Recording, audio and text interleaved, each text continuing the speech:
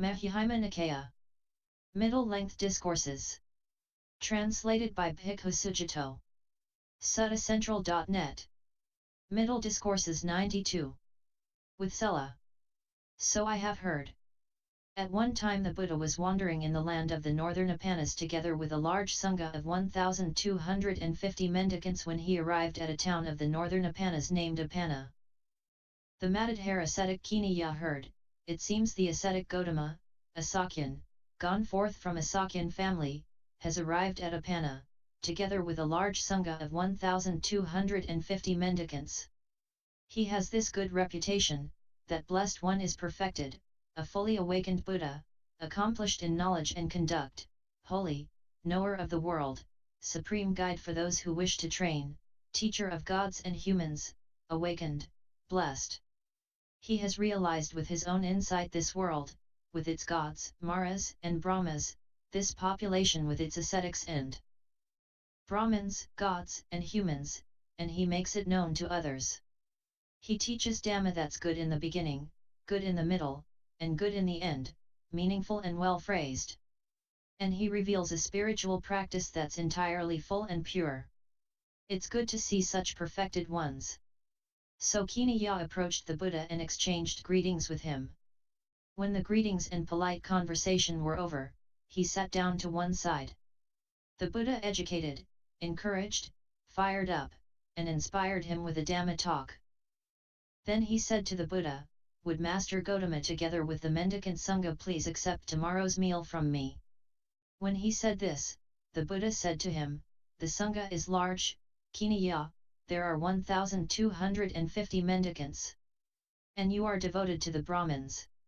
For a second time, and a third time Kiniya asked the Buddha to accept a meal offering.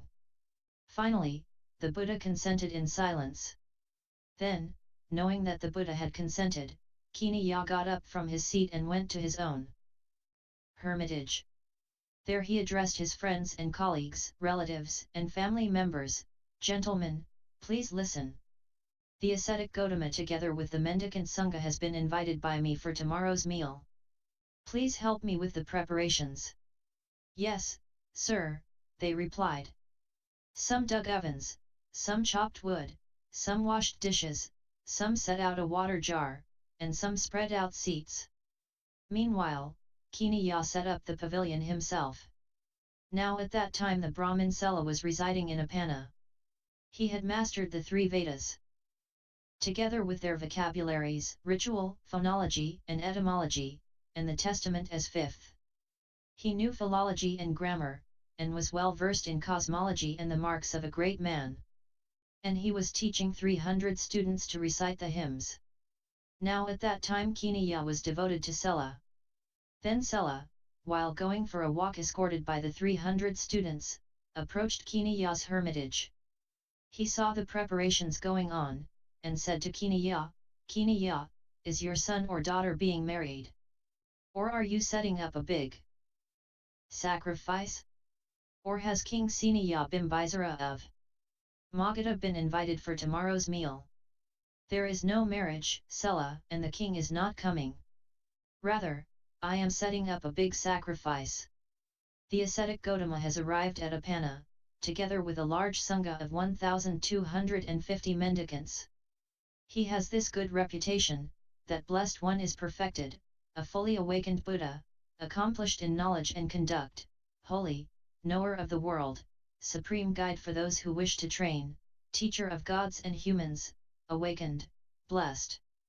He has been invited by me for tomorrow's meal together with the mendicant Sangha." "Mr. Kiniya, did you say the awakened one?"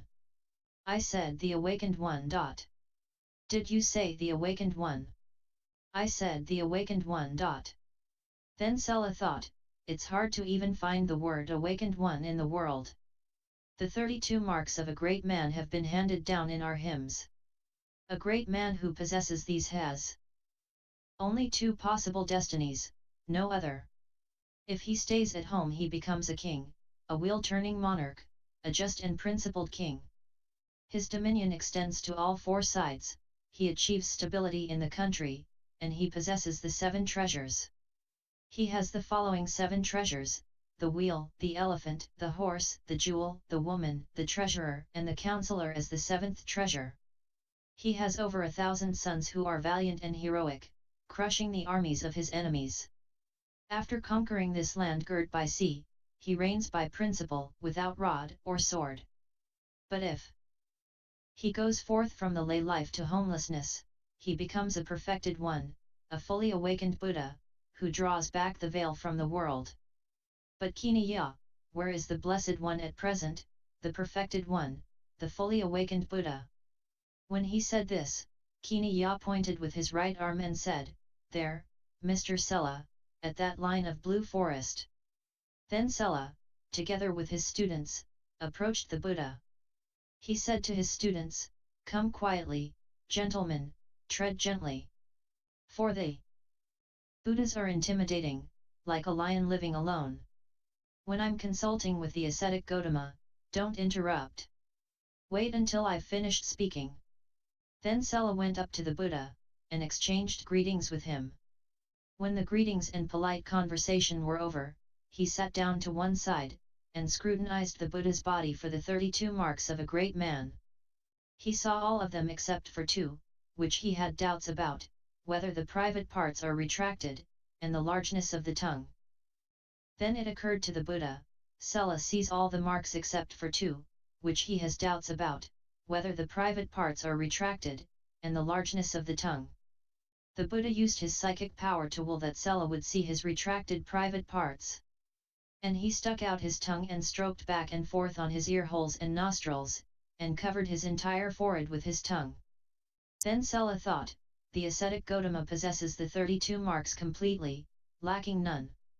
But I don't know whether or not he is an awakened one. I have heard that Brahmins of the past who were elderly and senior, the teachers of teachers, said, those who are perfected ones, fully awakened Buddhas reveal themselves when praised. Why don't I extol him in his presence with fitting verses? Then Sela extolled the Buddha in his presence with fitting verses. O blessed one, your body's perfect. You're radiant, handsome, lovely to behold. Golden colored.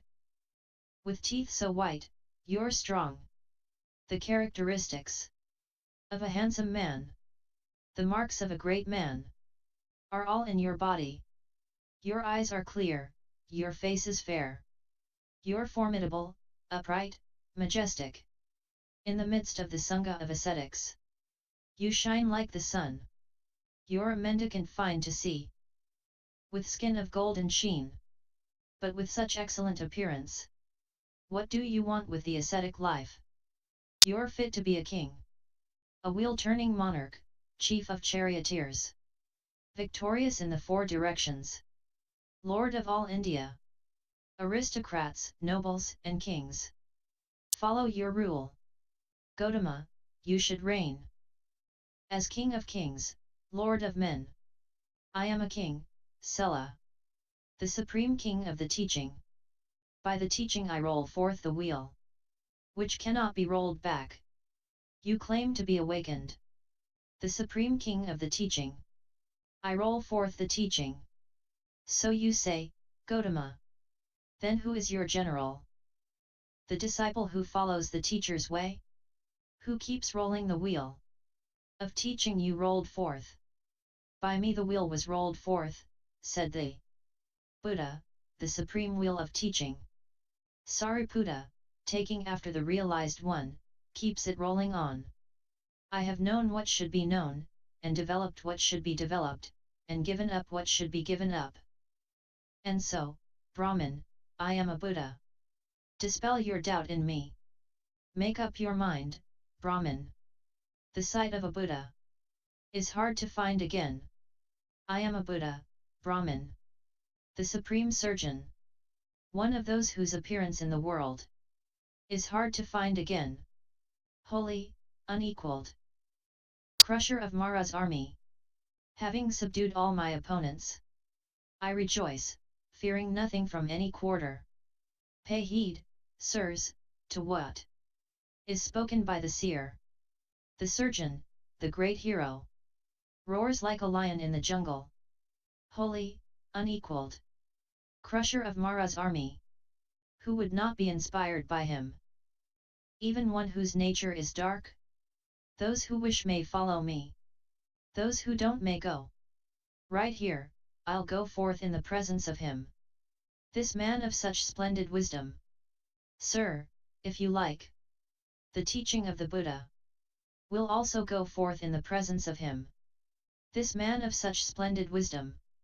These 300 Brahmins, with joined palms held up, ask. May we lead the spiritual life? In your presence, blessed one. The spiritual life is well explained, said the Buddha. Visible in this very life, immediately effective. Here the going forth isn't in vain. For one who trains with diligence. And the Brahmin Sela together with his assembly received the going forth, the ordination in the Buddha's presence. And when the night had passed, Kiniya had a variety of delicious foods prepared in his own home.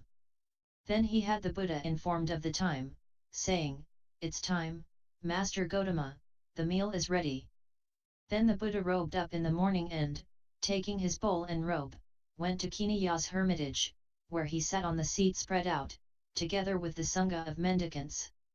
Then Kiniya served and satisfied the mendicant Sangha headed by the Buddha with his own hands with a variety of delicious foods. When the Buddha had eaten and washed his hand and bowl, Kiniya took a low seat and sat to one side. The Buddha expressed his appreciation with these verses. The foremost of sacrifices is offering to the sacred flame. The Saviti is the foremost of poetic meters. Of humans, the king is the foremost. The oceans the foremost of rivers. The foremost of stars is the moon. The sun is the foremost of lights. For those who sacrifice seeking merit, the Sangha is the foremost. When the Buddha had expressed his appreciation to Kiniya the matted hair ascetic with these verses, he got up from his seat and left. Then Venerable Sela and his assembly, living alone, withdrawn, diligent, keen, and resolute, soon realized the supreme end of the spiritual path in this very life. They lived having achieved with their own insight the goal for which gentlemen rightly go forth from the lay life to homelessness. They understood, rebirth is ended, the spiritual journey has been completed, what had to be done has been done, there is no return to any state of existence. And Venerable Sela together with his assembly became perfected. Then Sela with his assembly went to see the Buddha. He arranged his robe over one shoulder, raised his joined palms toward the Buddha, and said, "This is the 8th day since we went for refuge, O seer. In these 7 days, blessed one, we've become tamed in your teaching.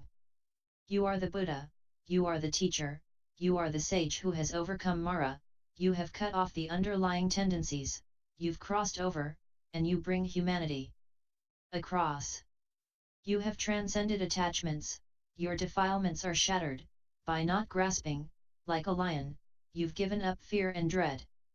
These 300 mendicants stand with joined palms raised. Stretch out your feet, great hero, let these giants worship the teacher." End MN 92.